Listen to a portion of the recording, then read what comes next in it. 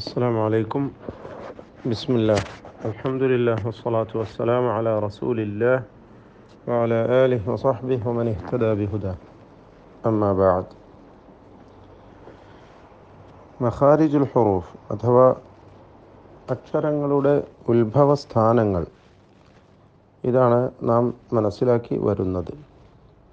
ഇതിൽ അൽ മഖാരിജുർ റഈസിയ്യ അവിൽ മഖാരിജുൽ ആമ്മ എന്ന പേരിൽ അറിയപ്പെടുന്ന 5 മഖ്റജുകളെക്കുറിച്ച് നാം പഠിക്കുകയുണ്ടായി.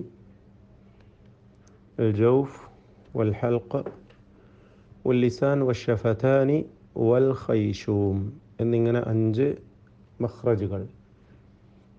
ജൗഫ്, ലിസാന്, ഷഫതാനി, ജൗഫ്, ഹൽഖ്, ലിസാൻ, ഷഫതാനി, ഖൈശൂം. ഇതിൽ ഹൽഖ് എന്ന ആമായ അല്ലെങ്കിൽ റഈസിയായ രണ്ടാമത്തെ മഖ്റജിൽ നിന്ന് 3 ഉപമഖ്റജുകൾ വേർതിരിയുന്നു എന്ന് നാം വിശദീകരിച്ചു. അതിൽ 1ഉം 2ഉം നാം മനസ്സിലാക്കി കഴിഞ്ഞതാണ്.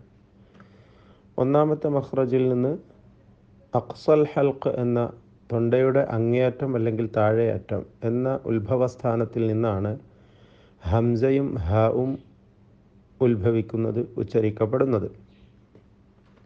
രണ്ടാമത്തേതാണ് വസത്തുൽ ഹൽഖ്, തൊണ്ടയുടെ മധ്യം.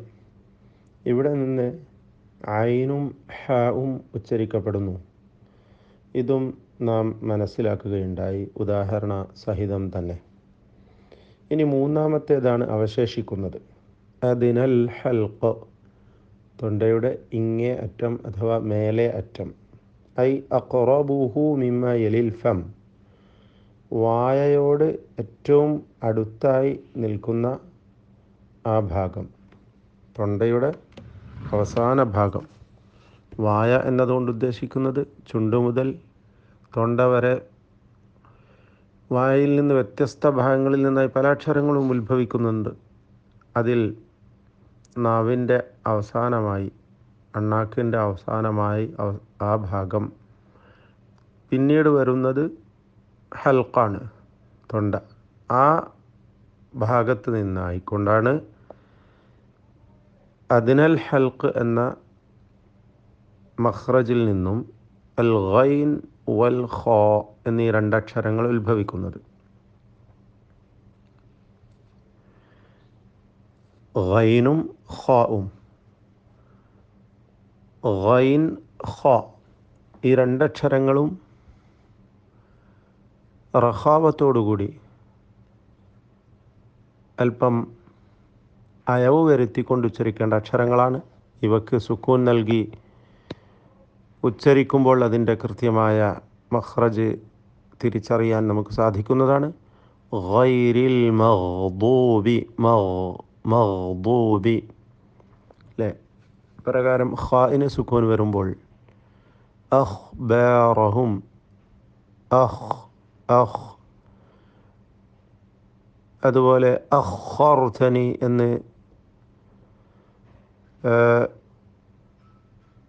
ഷദ് നൽകി ഉച്ചരിക്കുമ്പോഴും ഇതിൻ്റെ മഖ്റജ് വളരെ വ്യക്തമാക്കി നമുക്ക് മനസ്സിലാക്കാൻ സാധിക്കുന്നതാണ്.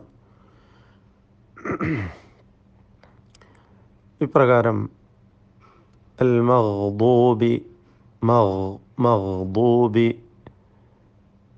യഖ്തസിമൂൻ, യഖ് എന്നിങ്ങനെ സുക്കൂൻ നൽകി ആവർത്തിച്ച് പറഞ്ഞു നോക്കുക.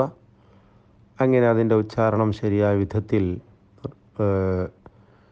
നൽകിക്കൊണ്ട് ഖുർആൻ